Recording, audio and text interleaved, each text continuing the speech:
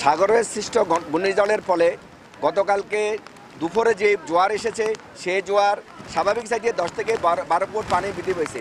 পাশাপাশি এখানে জড়ো হাওয়া বইছে। জোয়ারের পানি এবং জড়ো হাওয়ার কারণে নিজম দ্বীপের 9টি ইউনিয়ন, দমাচর এবং অন্যান্য চরে প্রায় 50,000 লোক পানিবন্দী হয়ে আছেন। জোয়ার এসেছে রাত 12টার পরে, সেই জোয়ারও অনেক ক্ষয়ক্ষতি হয়েছে। স্থানীয়রা জানিয়েছেন যে জোয়ারের পানির কারণে তাদের কাঁচা ঘরবাড়ি বিধ্বস্ত হয়েছে, এছাড়া অনেক গাছপালা উপড়ে পড়েছে।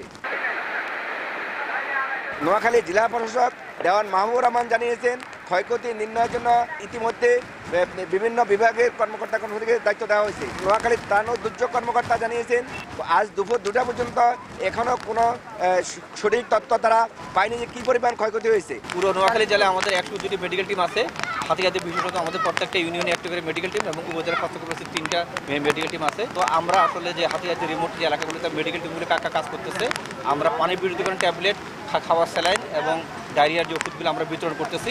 নিজম দ্বীপ এলাকাতে প্রায় 5 শতাধিক পুকুরের মাছ বেশি গিয়েছে এবং 2 শতাধিক প্রজেক্টের মাছ বেশি গিয়েছে।